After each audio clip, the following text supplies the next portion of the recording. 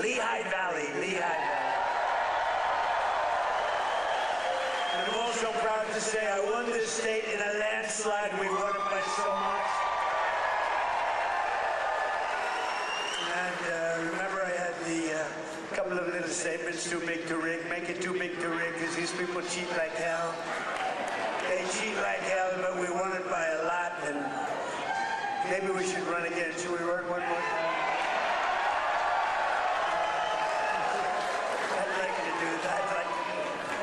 But I got more votes than any candidate in the history of Pennsylvania. Can you believe that vote?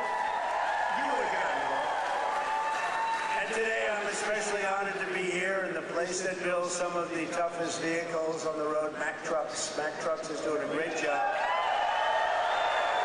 We have all of the Mack people, the chairman, we have the whole group of here, all the leaders, the big guys. They're trying to get a contract for 15,000 trucks. 15,000. I said, that's a lot. I said, how many are you looking for? 10, 15? No, 15,000. Sir, that's a lot of trucks. For more than 100 years, this legendary company has been making trucks right here in eastern Pennsylvania, building the heavy-duty machinery that keeps our economy rolling, our factories moving, and our industries rolling all across the nation.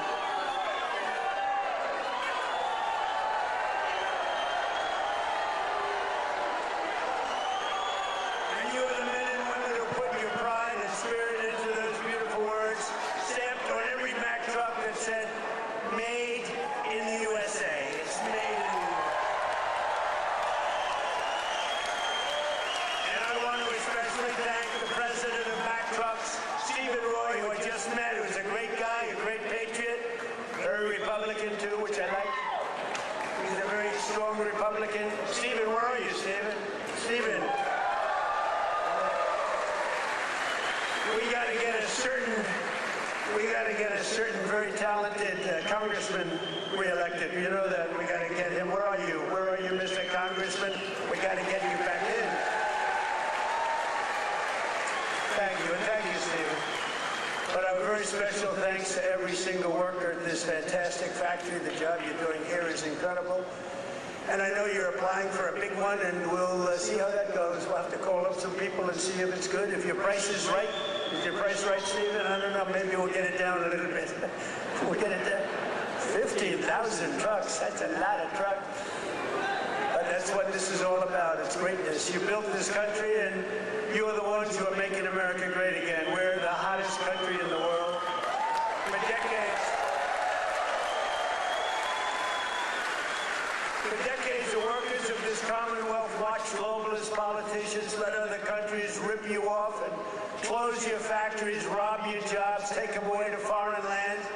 And then I came along. We stopped it very quickly. Then we had a rigged election. But they were so stupid they kept everything going a little bit for us. And what we've done in the last year and a half, nobody's ever seen anything like it. They put America first, they put China first, they put illegal aliens first, and everybody else first, but we put you first by a lot. But at long last, you finally have a president who is putting workers first, putting Pennsylvania first, and putting America first. We're doing that, and we're doing that like nobody's ever seen before. And starting on my first day back in office, and this goes all the way back to 2016 too, but right from a year and a half ago, nobody's ever seen anything like this. We're the hottest country anywhere in the world by a lot. But I stood up to the trade cheaters and abusers and violators of the world like no president has ever stood up before. And now I'm standing up again because Iran cannot have a nuclear weapon, if that's okay. And we're doing quite well. I placed 50% tariffs on foreign copper, aluminum, and steel so they couldn't come in and steal your jobs. And sometimes even more than 100% tariffs. They weren't going to come in from foreign lands and steal your jobs. If they wanted to come in, they pay 100%, they pay 200%, they pay I don't care what it is. They're not going to steal your jobs, okay? And they stop.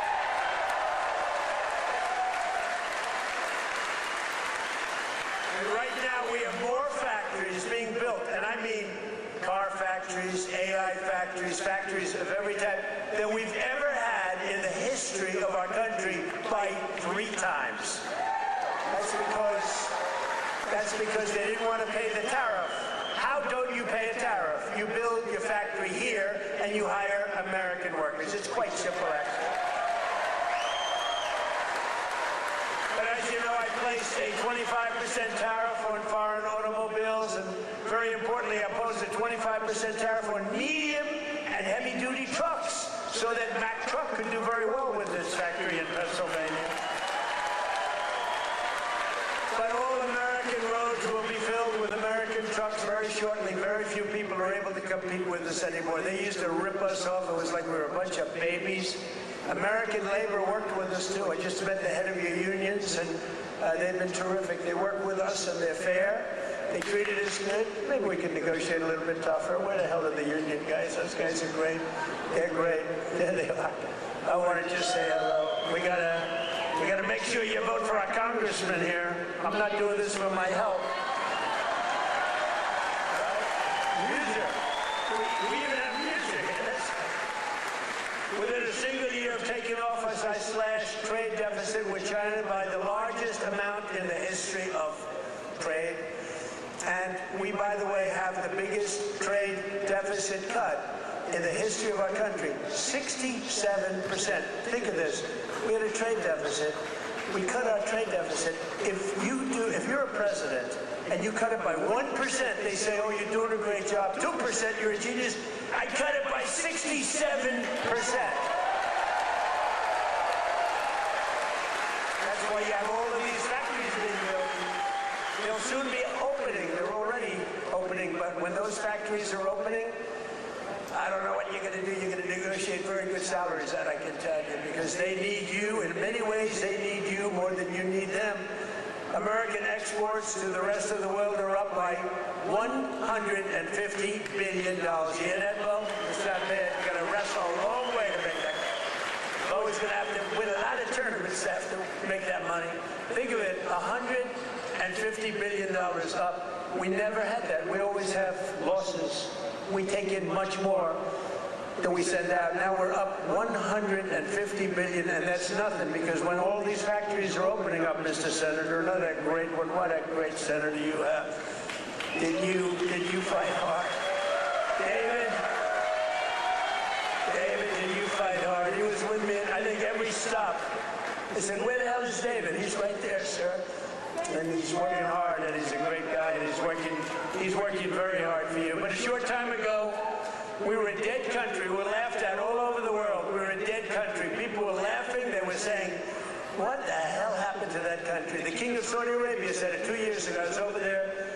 He said, you know, sir, 2 years ago you were a dead country, and now you're the hottest country anywhere in the world. It's true. And we're hotter now than we were then.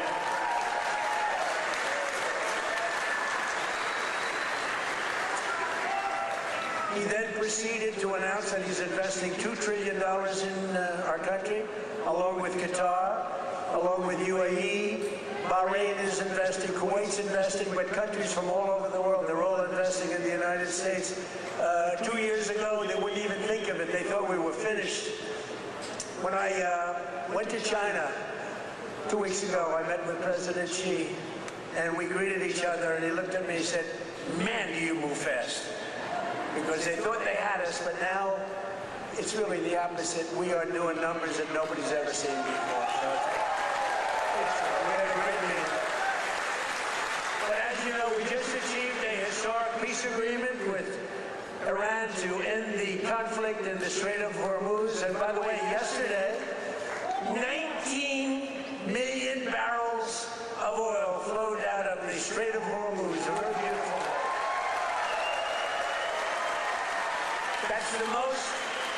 That's the most oil in the history of the Strait. No, it's never been you've never seen anything like that. It's called an oil gush, and most importantly, we are ensuring one thing very importantly, because this is why I did it. I did it for this reason, 99% for this. Iran will never have a nuclear weapon, and they've agreed to that. But But remember, this wasn't easy. We had 47 years worth of presidents and other people, other countries too. We're not the only one that never did anything. They were the bully of the Middle East. And now we're leaving Iran with no Navy, no Air Force, no anti-aircraft, no missile capability, no nuclear program. We're leaving them without any nuclear capacity, and they've agreed to that. And we're getting along quite well, although if you read the fake news, you never know. Think of it. The fake news, they have no army, they have no navy, they have no air force, they have no anti-aircraft. We can fly over Tehran just at will. Nobody going to do anything to us. And then I read the fake news that they're doing quite well. They're not doing quite well. These people right there, look at all of them. Whoa! Whoa! Whoa! That's a lot of press. That's almost as much press as Bo had at the White House last week when he knocked out his opponent in the first round.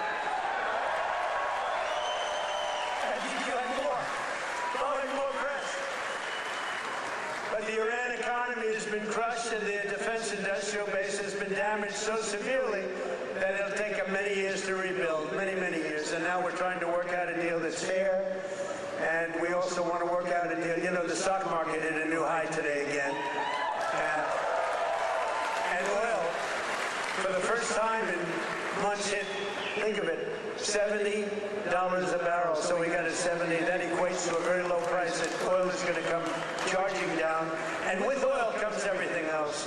Because I inherited from these Democrats. You know, they're Democrats. I changed the E for U. It's very simple, Democrats. I don't know why I didn't think of that 9 years ago. I just thought of it about a month ago. They're Democrats because their policies are so dumb. Men and women's sports. You know, Bo was with one of the great champions, Tony. Tony, could you have taken most women in the heavyweight championship? He was the heavyweight champion of the world. You think you would have had trouble with a woman of approximately your size?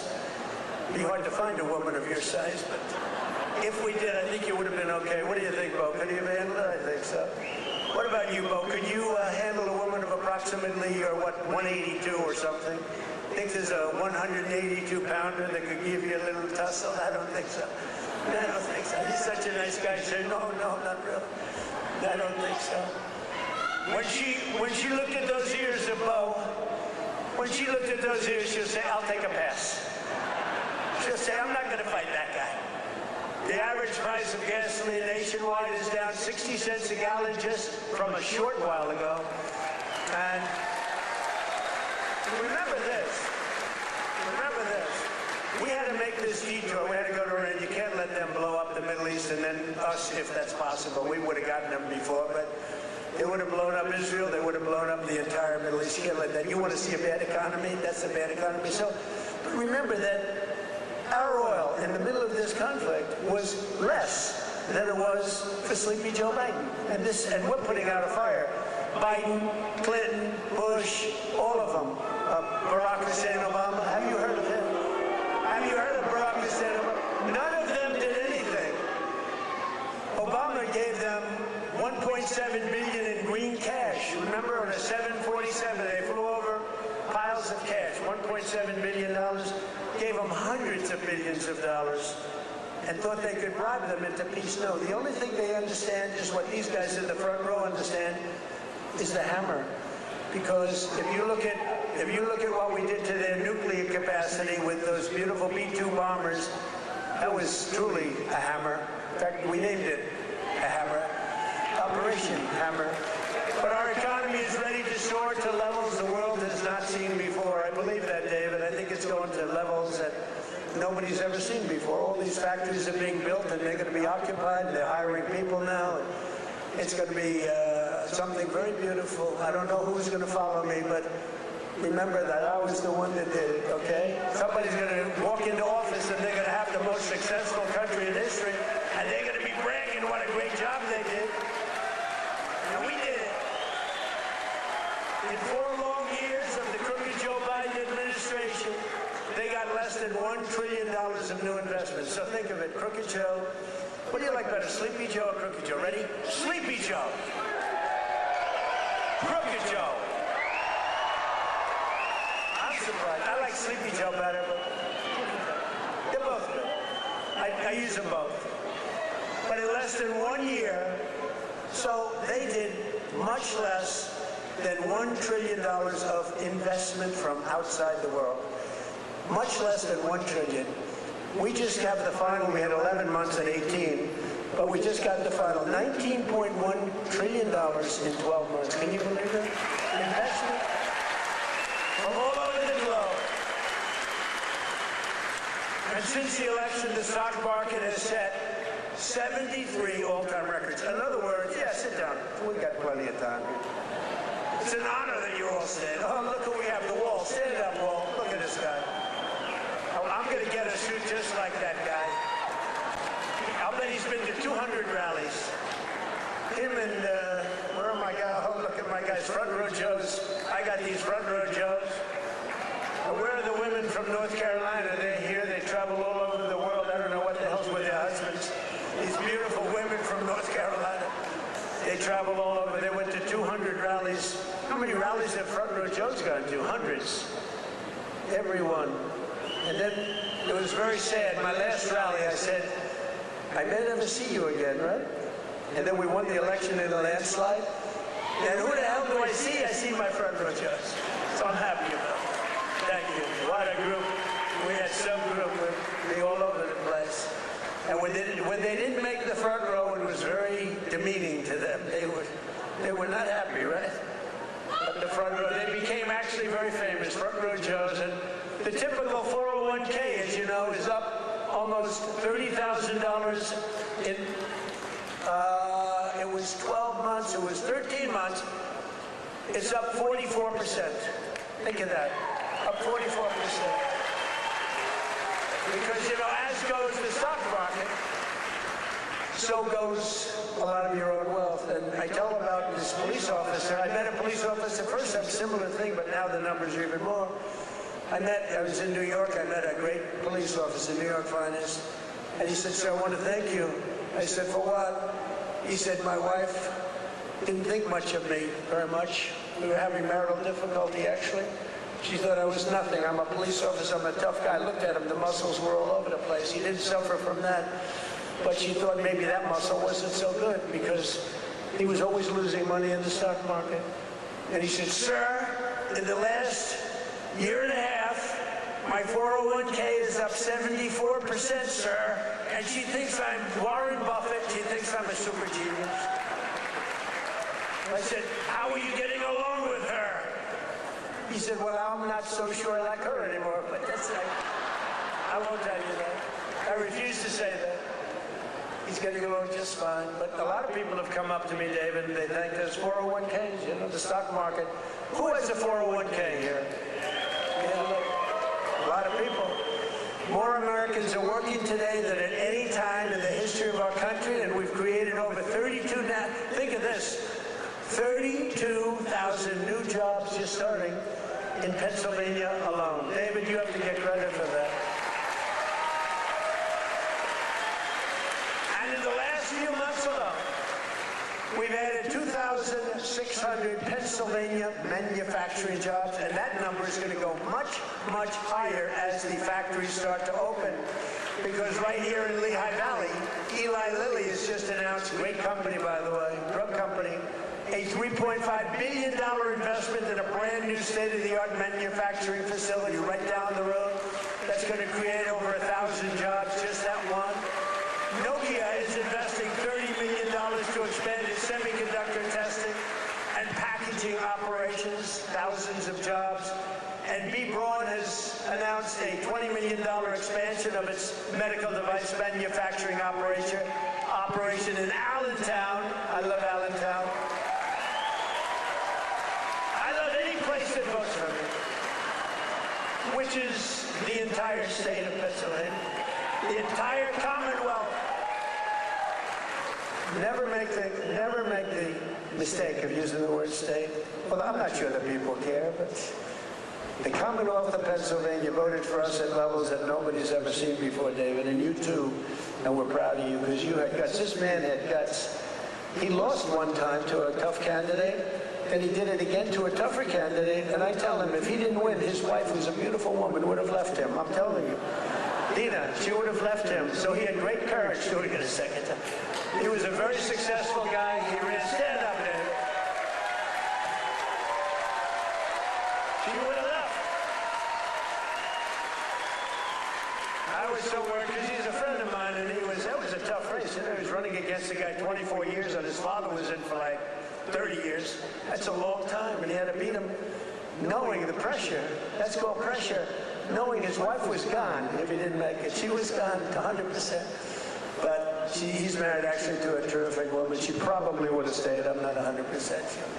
And last year I saved a great American company, U.S. Steel, and we're keeping its headquarters in Pennsylvania where it belongs. And $17 billion has been invested by a great company in saving U.S. Steel. They were gone. I think they were closed up and they were ready to go.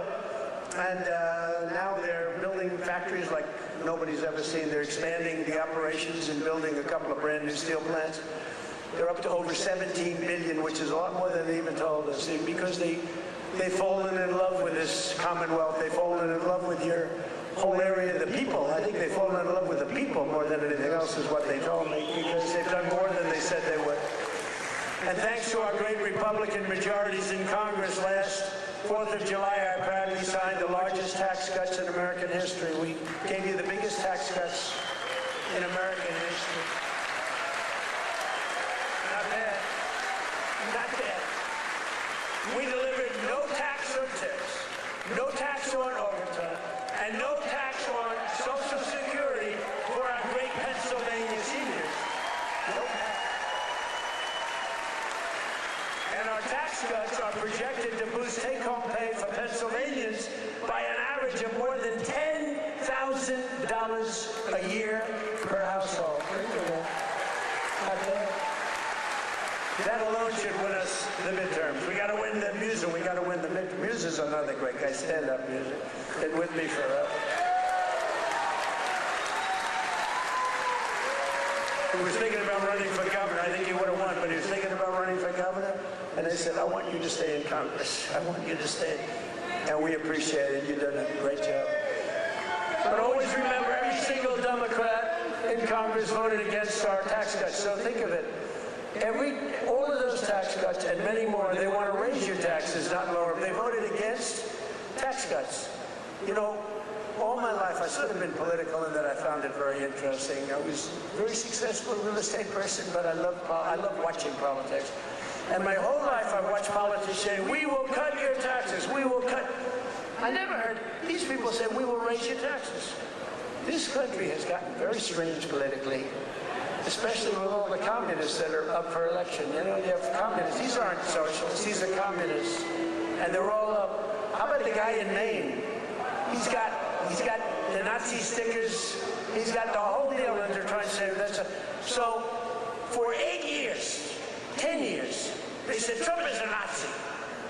Now they can't say that anymore because they have a guy with a tattoo on his chest. It's unbelievable. But they voted against no tax on Social Security. They voted against no tax on tips. They voted against no tax on overtime, and if they got into office, you will have all of those taxes and all of that money that you're saving, including the big savings on Social Security. It's going to all be terminated. You're going to have to start paying it. They want to pay it. I don't know what's wrong with these people. They voted in favor of the estate tax or the death tax on your farms and your businesses. You know, farmers and small business people, they love their children. If they love them, it's great. Most of the people love them. Some can't stand. I know people that can't stand their kids. They're not going to leave them 10 cents. But if you love your child, you want to leave your farm, especially from these farmers, it's born in them somehow. They want to have their children on the farm. The children don't want to leave, but sometimes they're land rich and cash poor. You know, I've known that expression too. I've oftentimes been land rich and cash poor. It's not a good period of time. And you die and you have an estate and they tax you at 40, 50, 60%, and they end up losing their farm, losing their small business, and in many cases, you don't read about this, they commit suicide. They actually go out and commit suicide because they're forced off their farm by a bank. They have to go out and borrow money from a bank, and they're forced to go out, borrow the money. They're unable to pay the loan at the bank. Even if it's a nice bank, they give them a chance, they give them another chance, and then they ultimately foreclose, they lose everything, and in many cases, they commit suicide. And I said, we're not going to have that crap go on. So you have no estate tax to pay on your small farm, small business, on your farms, your businesses. And you can, if you love your children, you can leave your farm or your small business to your child, and they're not going to lose it. If you don't love your children, then don't listen to what I'm saying, because it doesn't matter. If you don't like them, don't leave them anything. The hell with them. They probably deserve it. But think of it, the Democrats voted against the border wall. The border wall gave us the safest border. We have the safest border now in the history of the country.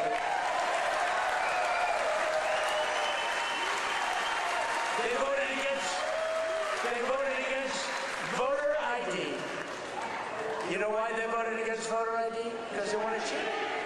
There's only one reason, Mr. Wall, right? Correct. Where do I get that suit? One day, I don't know if it's very presidential. I'm going to walk up in a suit with the design of the wall on it. I don't know. What do you think? I already have a, you know, I have a very elegant wife, and she says, darling, please, don't dance. It's not presidential. I said, but the people love it when I dance.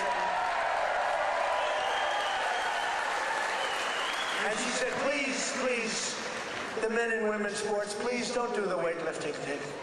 And don't do the swimming thing. You know, the weightlifter where he goes up and the record stood for years and years. And this young lady, she's trying out for the Olympics and she's going to do it. And the record stood for 19 years, and they put an eighth of an ounce on one side, an eighth of an ounce on the other. They have to understand, Melania, who's now a movie star, she got the #1. Can you believe she hit me with the ball? That's not good. There can only be one star in a family, please remember that. But they put a little eighth, like a feather on one side, a little bit, just to break the record. The parents are sitting right there where Big Bo is. He's a nasty guy, that punch he threw.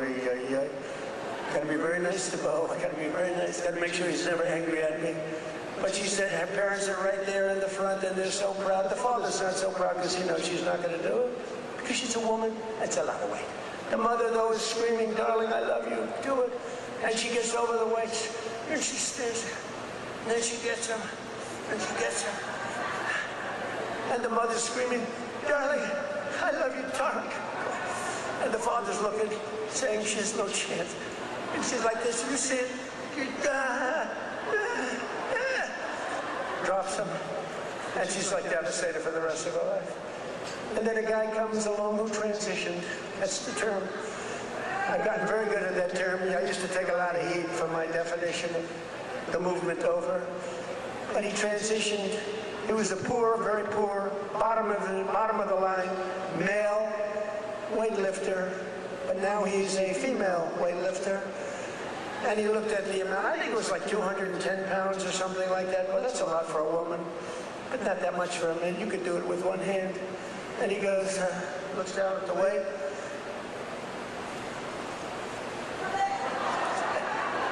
I think he did a few things for emphasis. And he won the medal. And everyone said, oh, isn't that wonderful? Are we crazy? Men should not be able to participate in women's.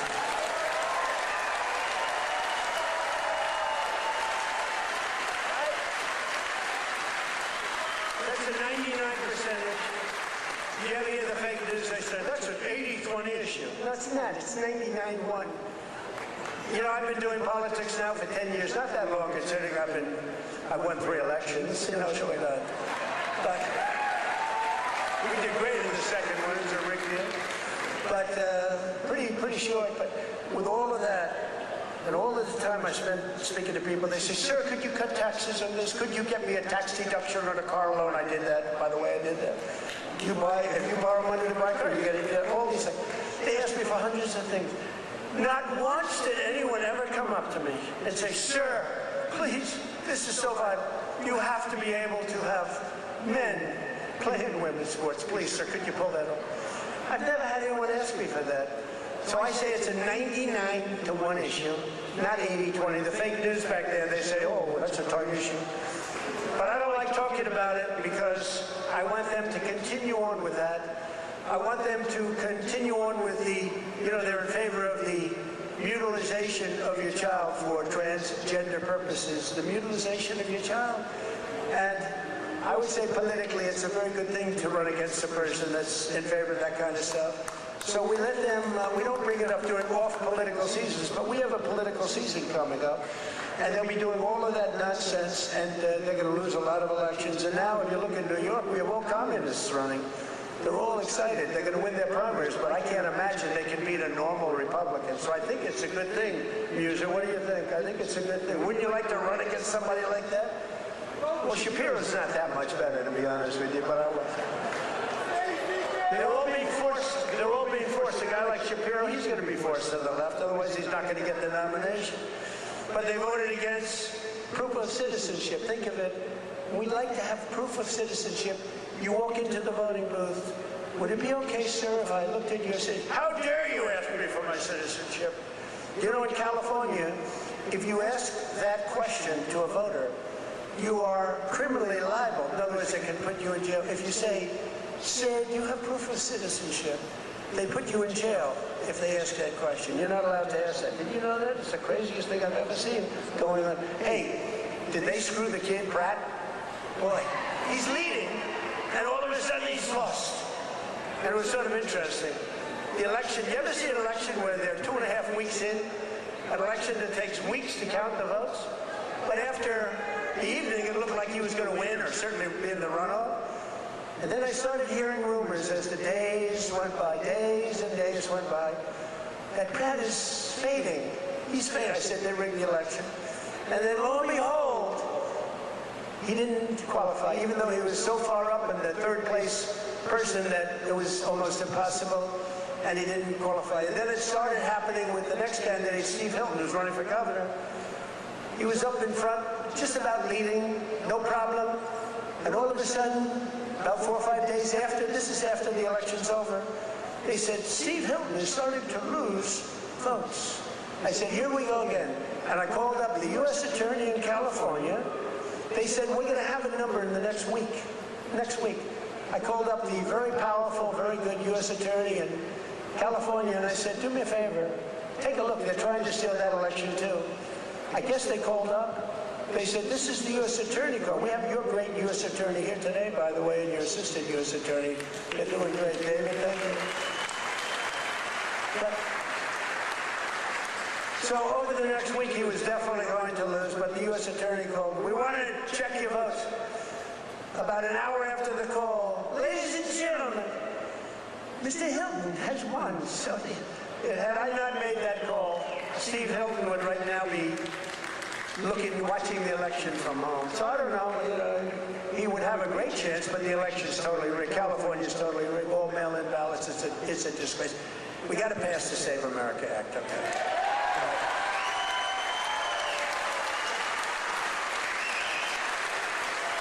You got to pass Save America, you, me.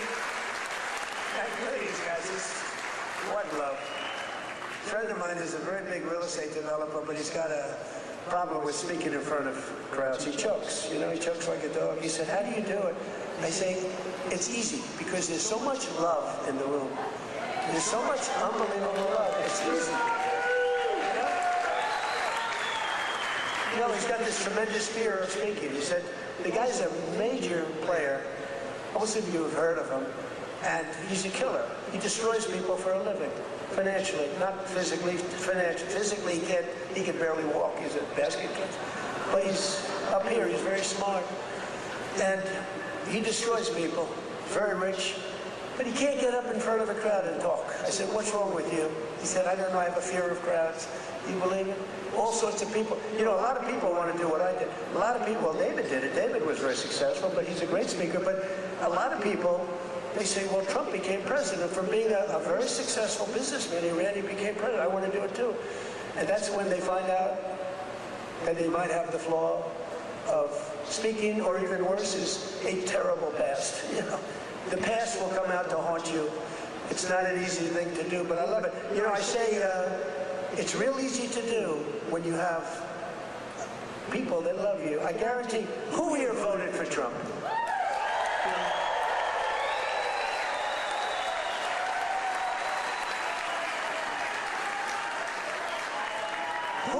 Who didn't? Well, this is dangerous, so don't raise your hand. Think you're going to be cute, because you might be a big problem, and they'll blame me for causing problems. Who did not vote for Trump? Young man, he wants to be. He's a young man. He thinks he's being cute. As he gets pounded on. No, he just said, no, I did. I was the first. He said I'm the first to elect. But the Democrats voted in favor of Iran having a nuclear weapon, and they voted against military spending. But I overrode that. Let me tell you, if the Democrats get in, your 15,000 trucks that Mr. Roy is looking to get are dead. They're not going to have 15,000. They're not going to have 15 trucks. They'll be back to the number I originally guessed, right? How many are you making? 15? 15,000 trucks will be down to nothing, zero. And they'll make you put electric on it, you know, electric, so that when you're in the middle of a jungle someplace and you need a charge, where's my charging booth? As opposed to carrying a nice tank of diesel on your back, throwing it in and taking off, right? Where's my charging booth, they'll be saying. They created we created the strongest military in history, and you see that with Venezuela. Venezuela, one-day operation, like, right? Good army. And now we're making a lot of money with Venezuela, and Venezuela's doing great also. It's a happy country now. But it took us exactly 48 minutes to win that war. We're the greatest military in the world, 48 minutes.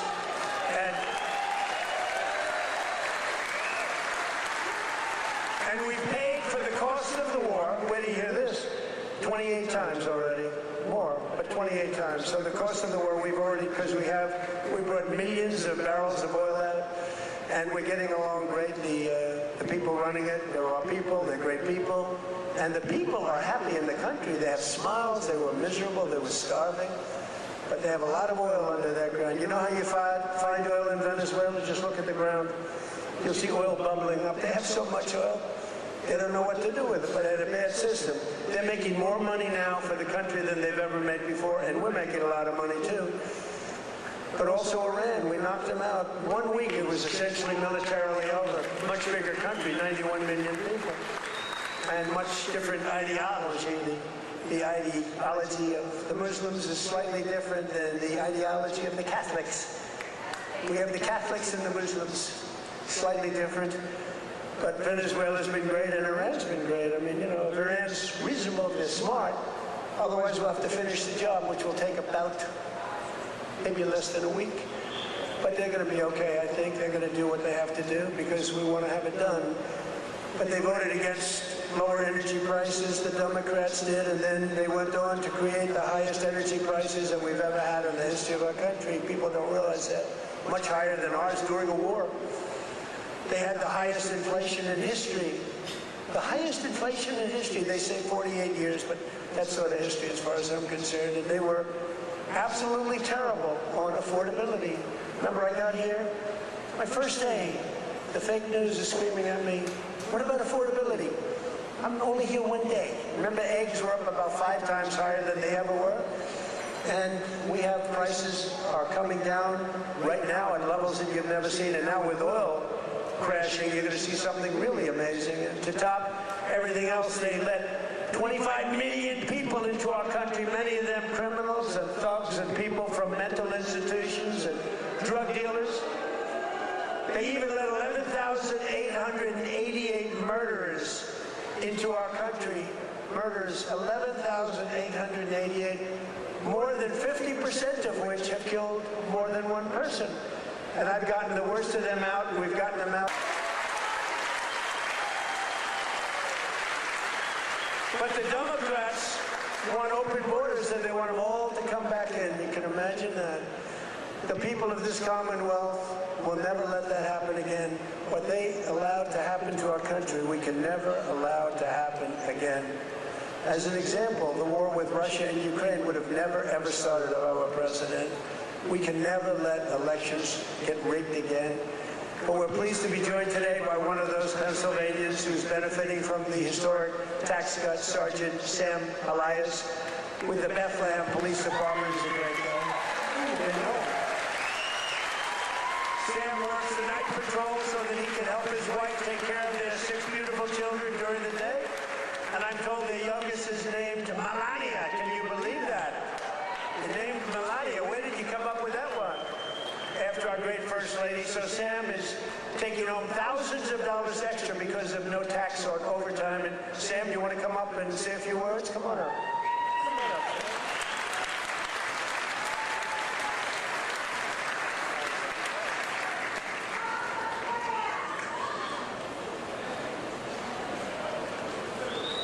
Thank you. Good afternoon, everyone.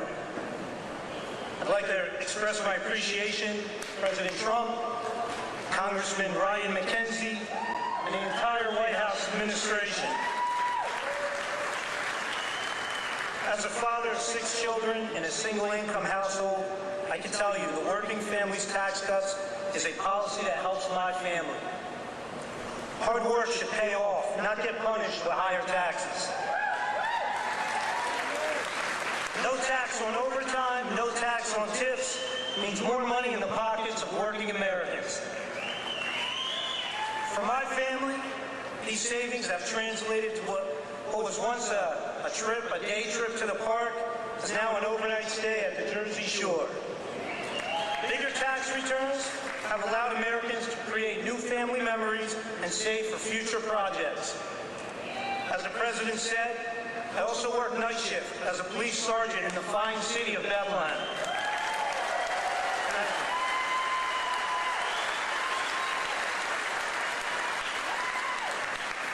A shortage in police recruitment has left our department depleted of officers. Our officers get called out for overtime to cover these shortages. Some pay periods, officers are working over 40 hours of overtime. That's why I'm grateful for no tax on overtime. Thank you, Mr. President.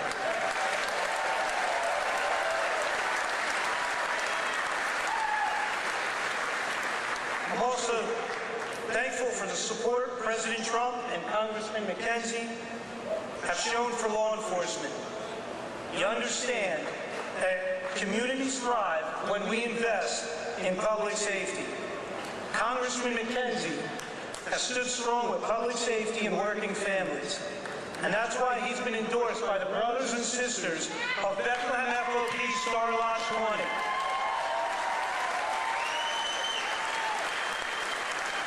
Congressman Macungie has been on the front lines in supporting public safety. He secured $700,000 for the Bethlehem Police Department for much-needed technology and equipment upgrades at our police department, along with bringing home $1.6 million in funding for volunteer firehouses and infrastructure. Thank you, Congressman.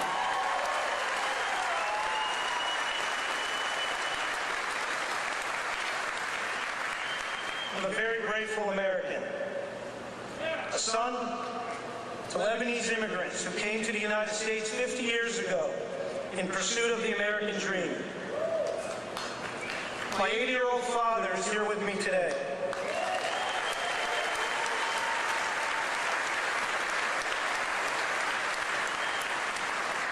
He would often tell me, work hard and it'll pay off. Well, 50 years later, thanks to President Trump and Congressman Macungie, my father's dream has come true. I thank you for that.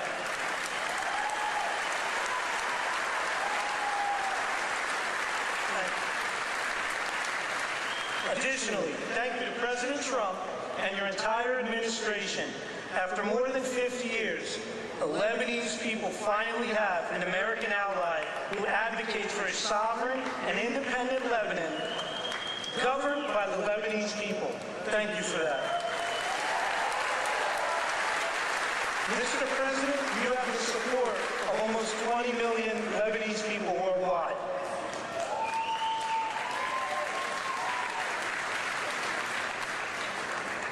Leadership is more than a title, it's action. I'm grateful for the actions coming from President Trump and Congressman Ryan Macungie. Your actions have prioritized the American dream. Less taxes, safer communities, and America First policies. I thank you, President Trump. Happy belated birthday, and happy birthday to the United States of America. Thank you, and God bless.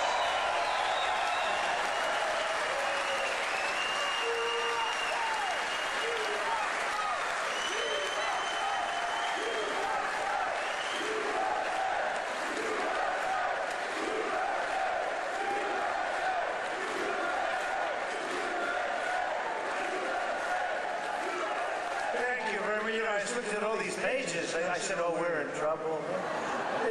But you know what? That was good. That was a good job. I was a little worried when I saw the pages. Very good. Great job. Sam, where's your father? Hello, Bob. How are you? Got a good boy. Got a good boy. Yeah. Taking care of your people. So our administration is also delivering one historic win after another for another group that works a lot of overtime, and that's our great auto workers. We have a lot of auto workers in here today. And just as I promised the UAW workers, and we did great with them, you know, Republicans, I don't know, for whatever reason, they don't do like I do. But in the campaign, I ended Biden's insane electric vehicle mandate, that crazy mandate, which meant that in a short while, all cars had to be all electric, and many of them would be built in China and others in foreign countries all over the world. That's what was going to happen, and I stopped that. I ended it in my first week in office. I ran on it. And you know what? If you like electric cars, I think that's great. I wouldn't say Elon was thrilled with what I did, but he understood that. But if you like electric cars, I think it's great, but you have to have the right to buy a regular, I mean, we have more gasoline than any country anywhere in the world. If you want to have gas, if you want to have a hybrid, you can have whatever the hell you want, including electric. But I terminated Biden's disastrous fuel emission standards that would have crushed Mack trucks. Mr. Roy, your company would be crushed if I didn't do that. You wouldn't be bidding on anything, neither would anybody else. It was the most insane environmental regulations ever conceived of by man. It was totally unreasonable and ridiculous. And you can sell trucks for much less money that are now much better trucks that work, that actually work. And we made interest on auto loans, fully tax deductible, but only if you buy a car that is made in the USA. Otherwise, we're not interested.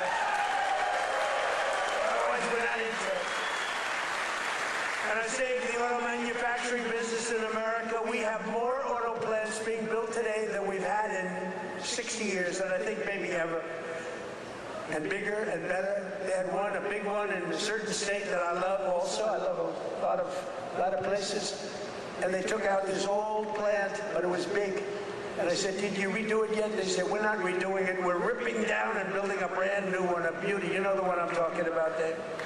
But we're pleased to be joined today by Pat McHugh, a Marine Corps veteran, a great guy, who spent 28 years with Mack trucks, and he leads the camp assembly and serves as new product line launch leader. It's a big deal. And Pat's grandfather worked here, his dad worked here, and now his son is working here and doing well.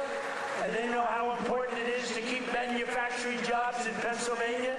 Pat, say a few words.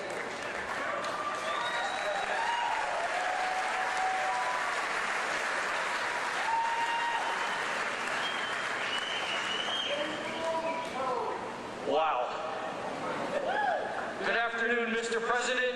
It is a profound honor and privilege to have you here with us today to help celebrate the upcoming 250th birthday of our America.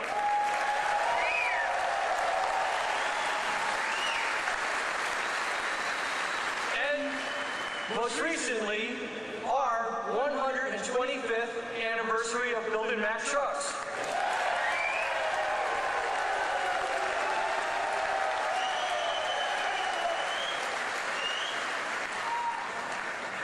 My name is Patrick McHugh Jr., and I am a proud Marine Corps veteran.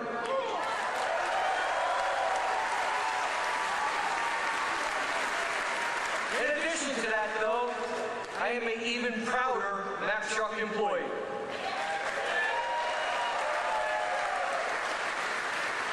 Standing here with me today is my father and my son, both Mack Truck workers. Together, they have a combined 78 years working experience building the greatest trucks on earth.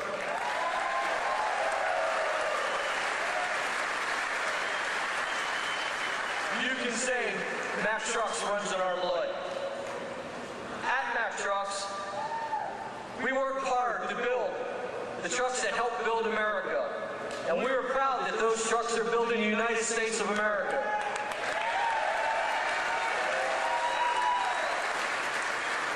Along with our UAW colleagues, we're open for business, and we're producing the best quality trucks we ever have. On behalf of our entire team, we warmly welcome you to our plant, Mr. President, home of the finest trucks in America, built by the most skilled and dedicated workforce in the trucking industry.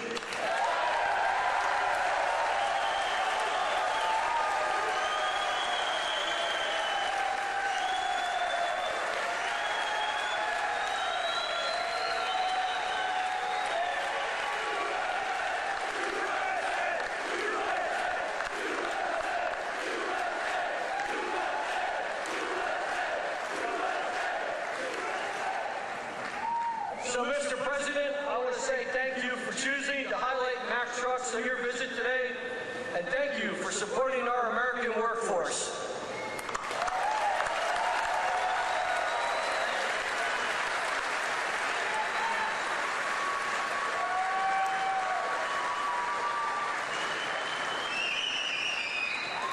Thank you, Pat. That's a good family. That's a great family. They're proud of your company. I want to also thank two people, very special people, because I know them and I know what they do, and it's not easy, but they've done a great job. David Durgan and Timothy Herzog of the UAW committee. Where are you guys? Thank you.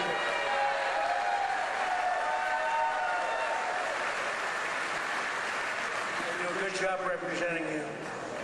Ease up just a little bit so they can get the contract. Just a little bit. Thank you, fellas. Get this congressman elected. That's what you got to do. But we're pleased to be joined also by Labor Secretary Keith Sonderling. Keith, where are you, Keith? Where's Keith? Hi, Keith. Good job. Is he treating you guys good? Is he all right? He better treat you good. A very special guy, somebody that everybody wanted. I have to tell you, everybody wanted him. He's some person who was actually an astronaut. He went out, he made a lot of money because he's smart, and he's now the NASA administrator. You saw that rocket 2 months ago up and go around the moon in record levels, the furthest any ship has ever flown, and come back, and he's working very heavily on the moon, but what he's done with NASA is amazing. And he's a very special person and a brilliant one, Jared Isaacman. Jared, thank you.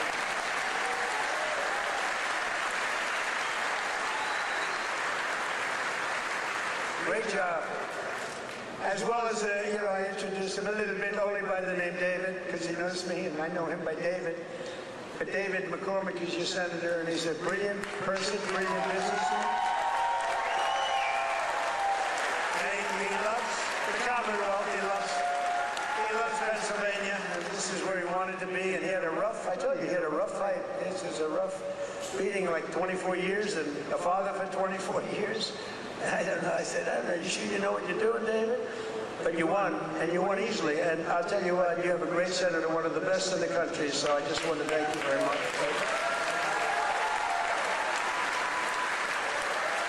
And 4 warriors for Pennsylvania in Congress. He's a Warriors. Lloyd Smucker is here. Lloyd, thank you. Thank you. John Joyce is here. John, thank you. Dan Muser is here. Thank you. And these guys are all in good shape, but we got to get Ryan Macungie elected. We got to get Ryan. I'm not here for them, I'm here for him. We got to get Ryan elected. Run up here, Ryan, fast. Nobody wants to hear you. Come on, just run. Nobody wants to hear you, Ryan. Do what David did. He'd go up for 1 minute. Thank you very much, everybody. It's nice to be here sitting. And everybody thought he was the greatest speaker. Okay. Well, Mr. President, I can't thank you enough for coming here to the Lehigh Valley, highlighting the great men and women of Mack Trucks, doing all the work that you do in Washington, D.C. for our veterans, our first responders, and everybody across this country to continue to maintain America as the greatest country in the world. You are the president that is fighting for all Americans. Thank you for being here.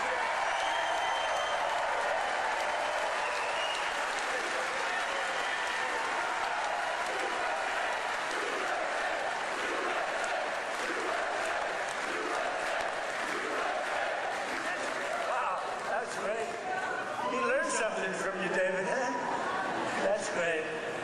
We also have one of the greatest writers anywhere in the country who knows more about the Commonwealth, Pennsylvania, I think, than anybody. She's a terrific person. Right from the beginning, she said Trump is going to win, therefore I like her. She said Trump is going to win in 2015. In fact, she wrote an article in 2014. She said this guy Trump should run. I hadn't thought too much about it. I was having a lot of fun putting up buildings. But she was very early on, and I really mean, I don't think there's anybody that knows more about it. They used to call it the Rust Belt. I call it the Money Belt now. It's gone from the Rust Belt to the Money Belt. Either one is okay, but there's nobody that knows more about it than Selena Zito. She's fantastic. Where are you, Selena? Where are you, Selena, with your beautiful daughter? Thank you, Selena. Selena's an incredible woman, and her daughter is following in her footsteps. She's just been so good. Very powerful writer, actually. Some of the biggest papers in the world. It's nice to have good stories on occasion, truthful stories. Thanks as well to the president of the NRA who's here with me, Bill Bockenberg. Bill?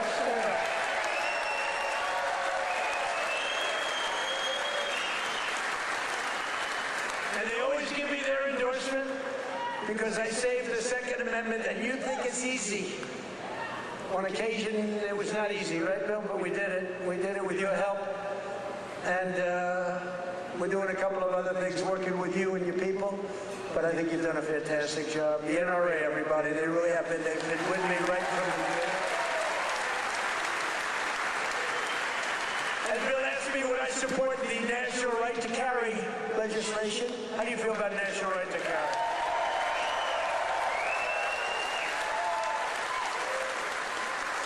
That's my free poll. You know what that is? That's a free poll. I don't have to pay $300,000 to somebody that doesn't even do polling, you know? You give your phony numbers. See, those are real numbers. National right to carry. Yeah, we're working on it. And we have a very special guest who you just saw on the highest rated fight show ever in the history of television, the UFC Freedom 250. So this guy, well, I just have to set it up a little bit if I don't mind. Because I'm thinking, you know, I'm a similar size. I weigh more than he does, actually. So therefore, I have a tremendous physical advantage over him. His muscles are slightly harder and slightly younger. He's a lot younger. But I think I can do it because I'm a great athlete. He knows I'm a very good golfer. And I'm much better off on the golf course against him than I am with the wrestling, man. But he went virtually undefeated. I mean, he went 4 years. He was the top wrestler. His friend, Tony, who's another champion, I'll introduce you to, Tony. But these two guys were on the Penn State team, and Bo Nickel, but, I mean, you couldn't defeat the guy. And then, he had every battle. I guess he was a 3 or 4 time All-American. But then he turned pro and he went to the UFC. Did you find them tougher? What? Yes, a little different. You know, a little different. But he's won just about everything. But he had a big fight last week with a lot of pressure, with the White House in the background. And he's a guy that I like. I met him a while ago. I looked at the ears. I said, man, this guy's a fighter. You can tell a lot by the ears. And he told me, no, he doesn't mind the ears. He likes them. It's almost a symbol. For great fighters, it's a symbol. That's why I'm worried about you, Tony. You have pretty normal ears. But I got to know Bo a little bit, and I got to root for him. And I almost felt like his father up there. His father's great, but I felt like his father, so I was nervous for the fight. And he was fighting somebody that Dana White, the great Dana White, is a phenomenal guy. He said, Bo's got a tough one tonight. I said, why? Why do you do that to him?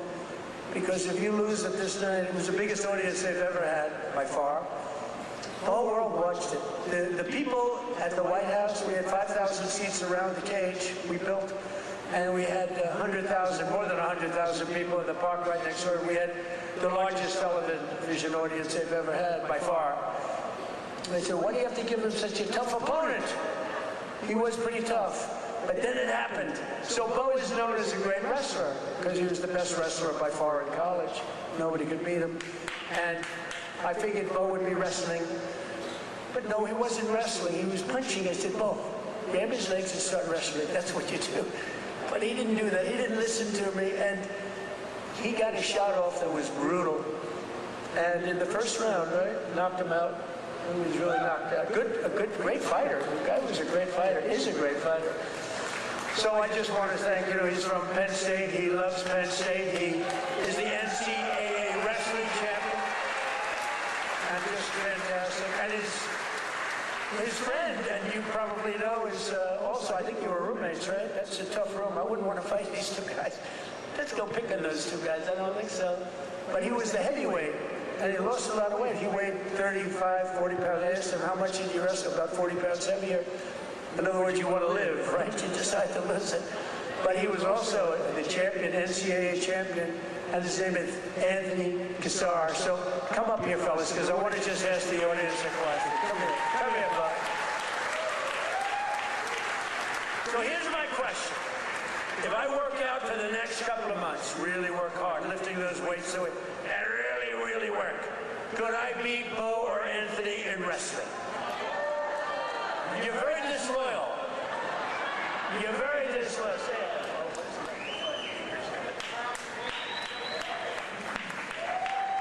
Wow, what an honor to be here. I think walking up here, I was almost as nervous as the fight, but it feels like a fight. Yeah, it feels like it, but this is exciting. I'm grateful to be here with everybody.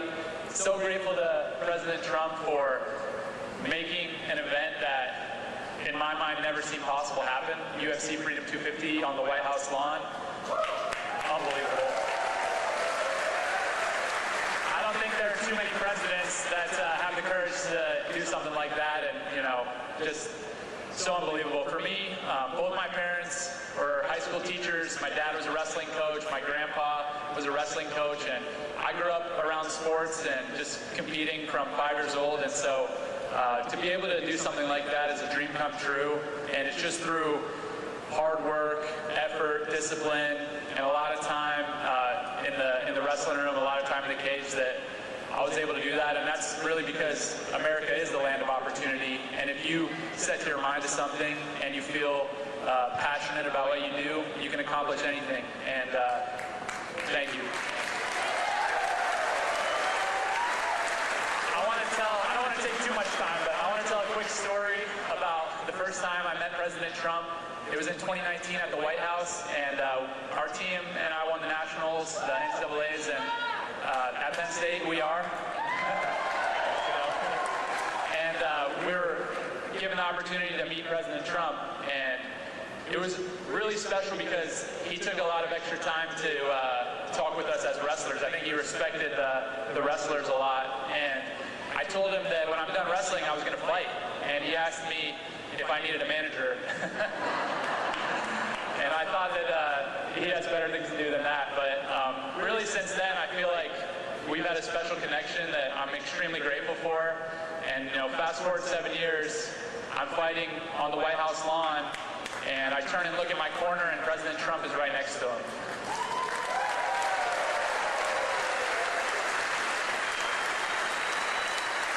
So it really felt to me like he was in my corner. I know that was something that was just so special, and I feel like just incredibly grateful. And overall, the whole week of the experience, everything, the word that kept coming to mind and the emotion that I kept feeling was gratitude. And I'm grateful for President Trump, grateful for all my friends and family and supporters, and I'm grateful to be an American, and it's the best country on earth, and God bless you all.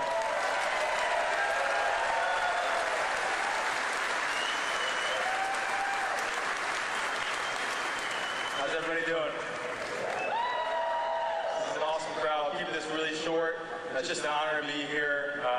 Bo and I have been roommates since our freshman year at Penn State, and never could imagine this, but it's an honor to support Mr. President, this great nation, and the American workers that build the foundation of the United States of America. So as a small business owner, real estate investor, I just want to thank President Trump for the big, beautiful bill, all he's done for small business owners.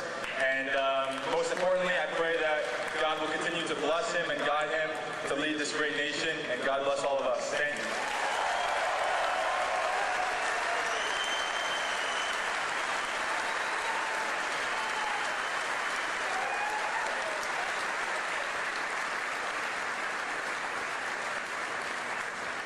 Two great champions, that's great. It's good to have them here too.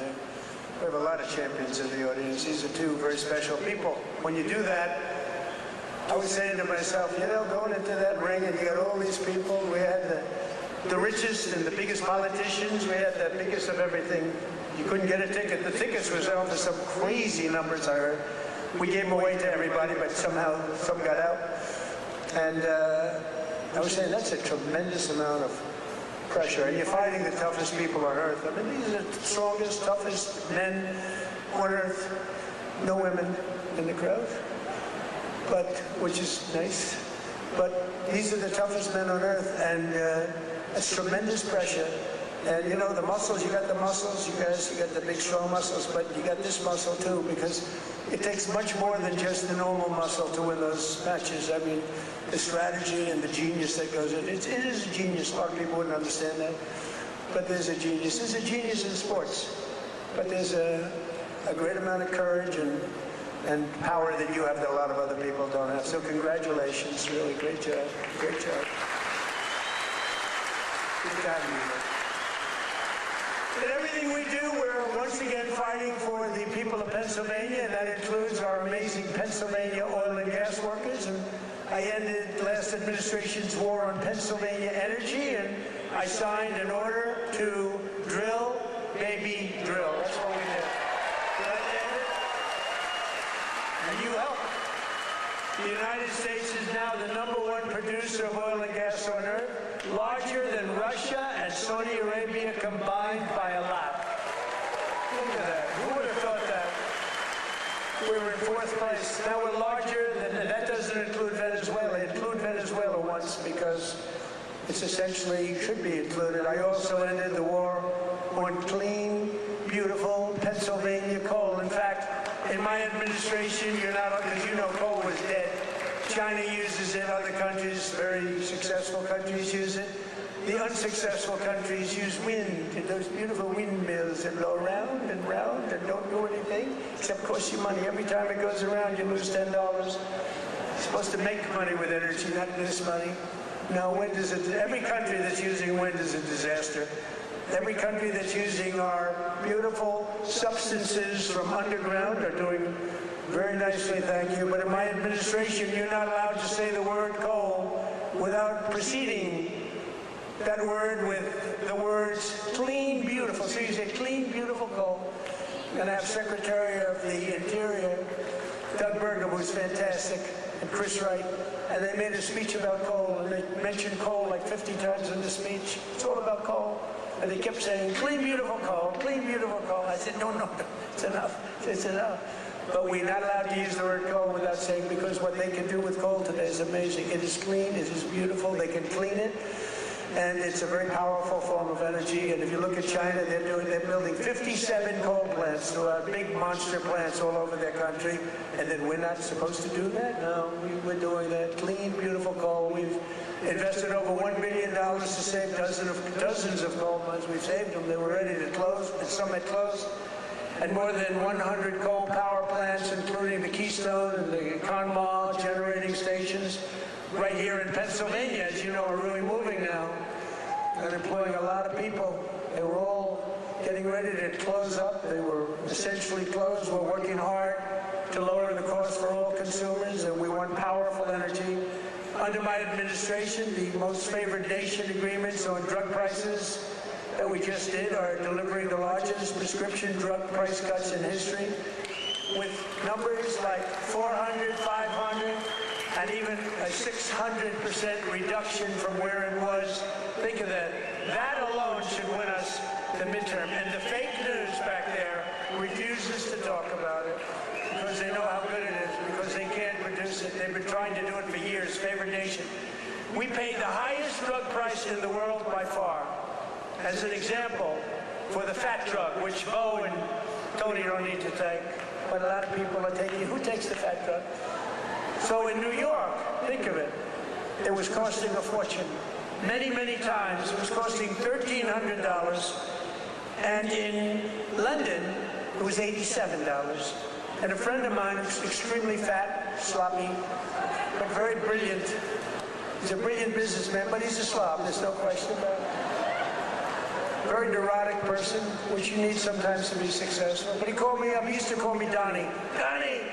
Now he calls me Mr. President. That's a sign of great respect. But he said, President, I just came over here and I bought, I won't say it was Epic or whatever the hell it was, but I bought the fat drug. I said, I didn't know you used it because it's not working. And I use him as, he's begging me not to use his name, so I won't. But he's a very successful guy. He's actually a pretty well-known guy, brilliant business guy, worth a lot of money. And he checked, he just, you know, he said, well, how come in London I just sent out and I'm paying $87, and in New York I'm paying $1,300? I said, because that's the way the prices are rigged. And it's rigged, the whole world is rigged against us. And I said, but you know what? You brought it out better than anybody can bring it out, because I've been looking at it. They all said it was impossible to do. And I went to the drug companies. I said, well, it's not going to be any more. You're going to raise their price a little bit. You're going to lower ours a lot, because the world is bigger than us. So it really worked that way. And they said, well, we'll do it. They were very unhappy, but they knew I wouldn't get it from the countries, because you had to get it from the countries. Then I went to France. I said to a very nice man named Emmanuel Macron, I said, Emmanuel, you got to raise your prices on drugs. Of course I will not do that. Why would I do that? Because it's unfair. We're paying 10 times more than you, and you're going to have to raise them a little bit, and we're going to drop ours a lot. He said, no, I will not do that. I said, yes, you will. He said, I will not do that. I said, yes, you will. We're putting a 100% tariff on all wines and champagnes coming into the United States. He said, yes, I will do that. Okay. And I had the same conversation with Germany, with every country, with UK, every single one of them within 5 minutes agreed to do it. Nobody could believe it. And they agreed to raise their price, and we have gotten the biggest price reductions in the history of drugs, medical. Nobody's ever seen anything like it. So instead of paying $1,300, you'll be paying about $175. Nobody's ever done that before.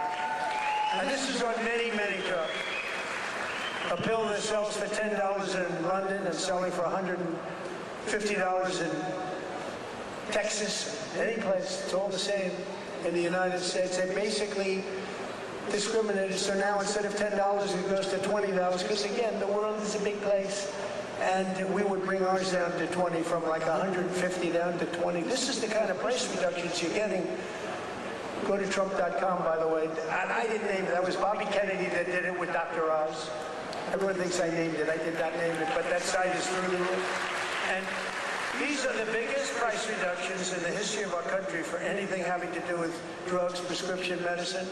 So that alone should win the midterms. And there's a real chance that they would end it, because they're totally controlled by these foreign countries, the Democrats.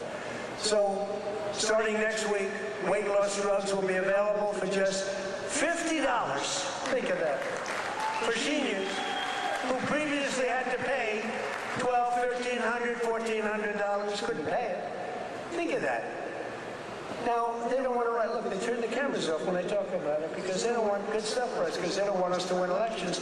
And why, I don't know.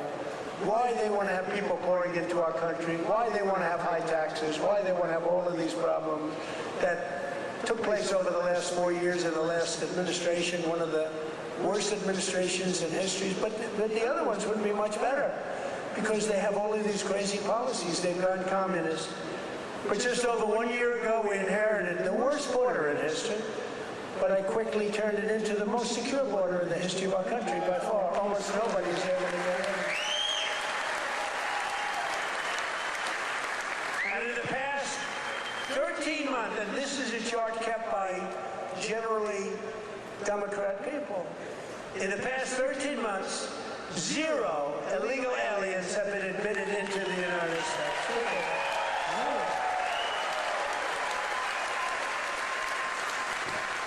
And even I find that hard to believe, but it's 0. I mean, they'd love to have it be high, but we can't do that. We have a country, and we're going to run it well. We don't want to have prisons released into our days. Some of these countries were emptying their prisons into the United States of America through the southern border. Prisons, prison population. Some of the countries had no prison population left. You know what that saves them? Some of them had no mental institutions. The mental institutions were taken.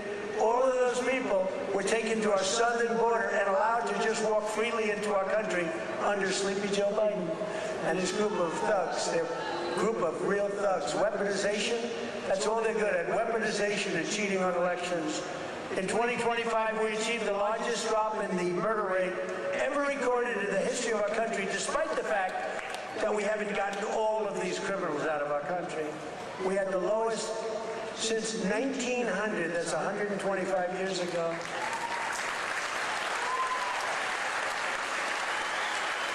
And we cut the flow of fentanyl across our border by 56%. That's a big number. And we cut the flow of illegal drugs coming in by water, coming in by ocean or sea.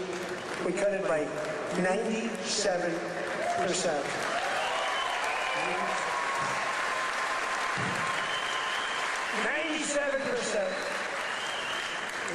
It's very drastic, but people aren't traveling that way too much anymore. We have the most powerful. I built the military in my first term. We used it in my second term, more than I thought, but we have no choice. We have no choice.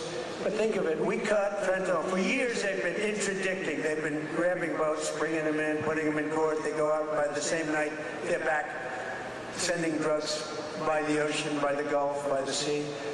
And now it's down 97%. And we're looking for the 3%, because I think those 3% are more brave than Bo Nickel was any day. The 3% of the people that are willing to get into a boat to deliver drugs now, they are the bravest people perhaps anywhere in the world. But it won't happen long, but what we've done is amazing. Our military, we have the greatest military in the world. We have the greatest law enforcement in the world.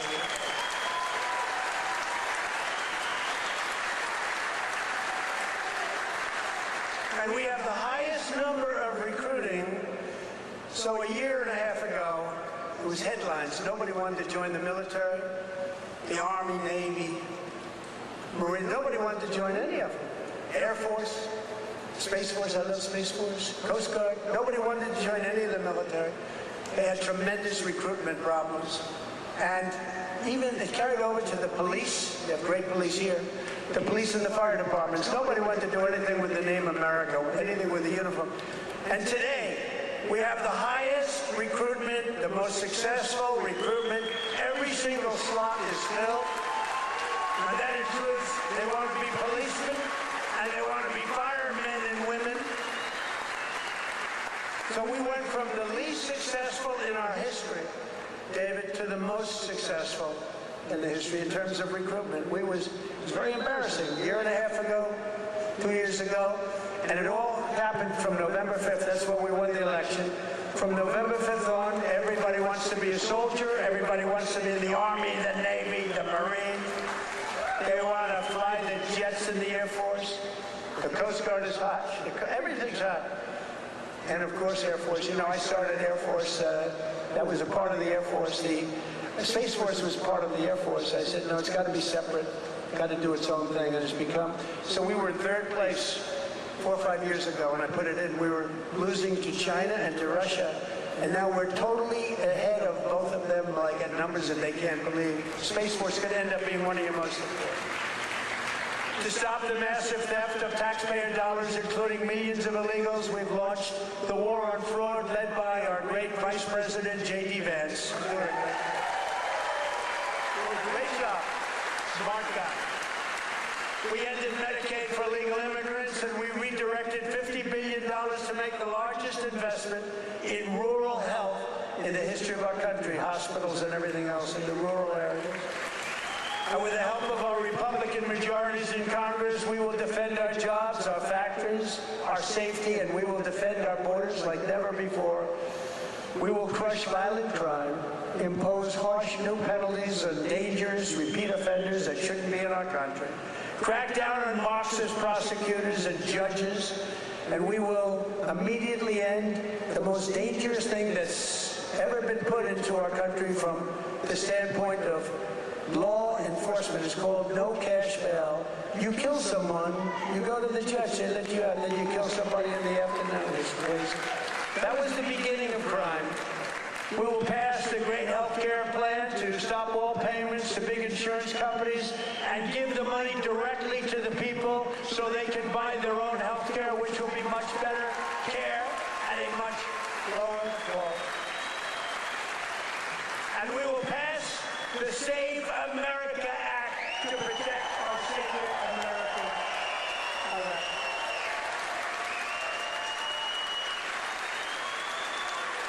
And in the Save America Act, it's very simple. All voters must show a photo, voter ID. Very nice. May we see a picture, please? All voters must provide proof of citizenship. And there will be no mail-in ballots except for illness, disability, military deployment, or travel. And we will also, in that same bill, enshrine in permanent law no men in women's sports and no transgender surgery for our children. So together with the help of patriots throughout Pennsylvania and all across the land, we will make America powerful again. We will make America wealthy again. We will make America healthy again. All happening. All happening. We will make America strong